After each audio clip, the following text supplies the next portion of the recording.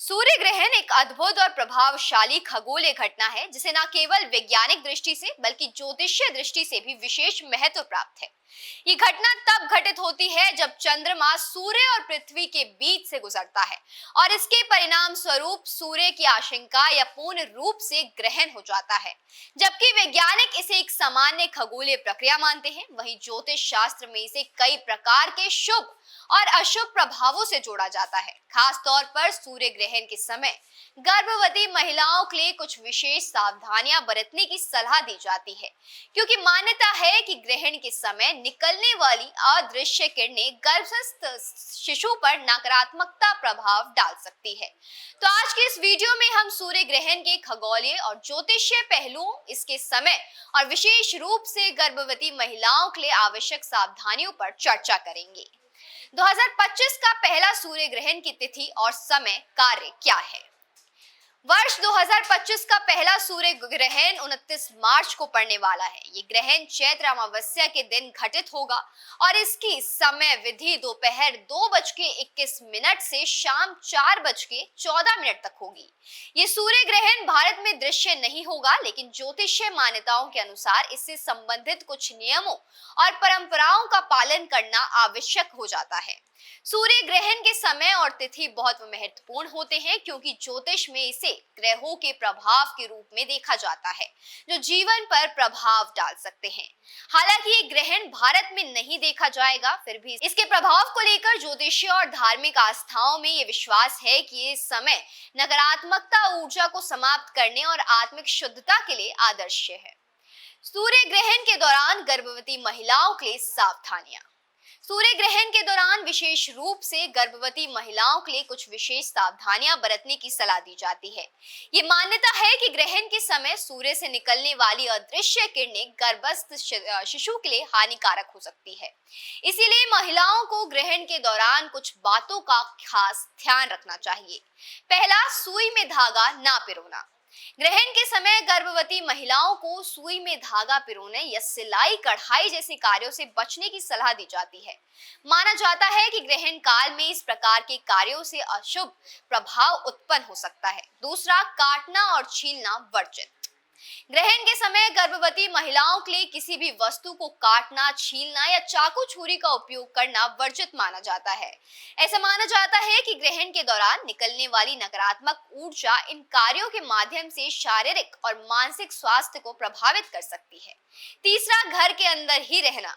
ग्रहण के समय गर्भवती महिलाओं को घर के अंदर रहना चाहिए और बाहर जाने से बचना चाहिए। ज्योतिषीय मान्यता है कि सूर्य ग्रहण के दौरान सूर्य से निकलने वाली पराबैंगनी और अन्य अदृश्य किरणें गर्भस्थ शिशु के लिए हानिकारक साबित हो सकती है। चौथा, सोना है वर्जित। ग्रहण के समय सोने को अशुभ माना जाता है, खासकर गर्भवती महिलाओं के लिए। कहा जाता है कि ग्रहण के दौरान सोने से शिशु के मानसिक और शारीरिक विकास में बाधा आ जाती है, इसलिए इस समय को जागृत रहकर ध्यान, प्रार्थना या अन्य सकारात्मकता कार्यों में व्यस्त रहकर बिताना चाहिए। पांचवा, देवी देवताओं की मूर्तियों को स्पर्श ना करें। ग्रहण के दौरान देवी देवताओं की मूर्तियों को स्पर्श करना वर्जित माना जाता है। ज्योतिषीय मान्यता के अनुसार सूर्य ग्रहण के समय मंदिर में पूजा पाठ और मूर्ति स्पर्श से नकारात्मकता ऊर्जा का प्रवेश हो जाता है। हालांकि मन में भगवान का ध्यान करना और मंत्रों का जाप करना लाभकारी माना जाता है। छठा, भोजन बनाने और खाने से बचे।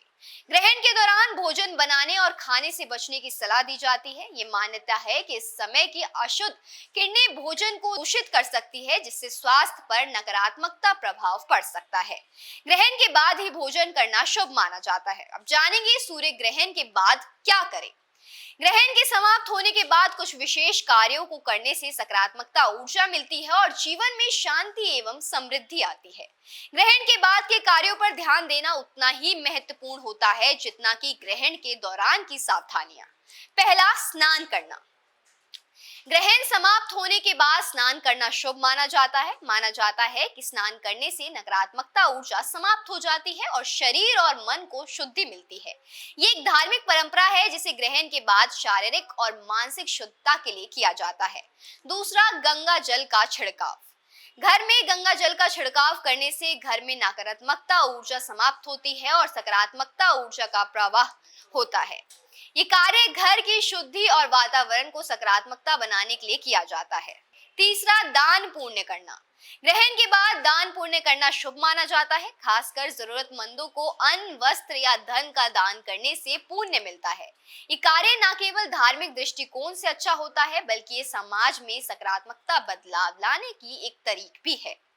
चौथा, मंदिर में जाकर आशीर्वाद लेना। ग्रहण के बाद मंदिर जाकर भगवान का आशीर्वाद लेना और अपने जीवन में सकारात्मक ऊर्जा का समावेश करना अत्यंत लाभकारी माना जाता है।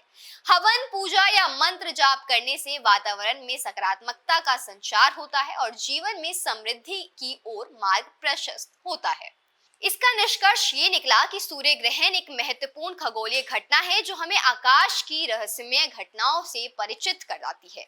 वैज्ञानिक दृष्टिकोण से ये एक सामान्य खगोलीय घटना है, जबकि ज्योतिषीय दृष्टिकोण से इसे शुभ और अशुभ प्रभावों से जोड़ा जाता है। विशेषकर गर्भवती महिलाओं के लिए सूर्य ग्रहण के दौरान कुछ विशेष सावधानियों का पालन करना अत्यंत आवश्यक होता है, ताकि शारीरिक और मानसिक स्वास्थ्य पर किसी भी प्रकार का नकारात्मकता प्रभाव ना पड़े।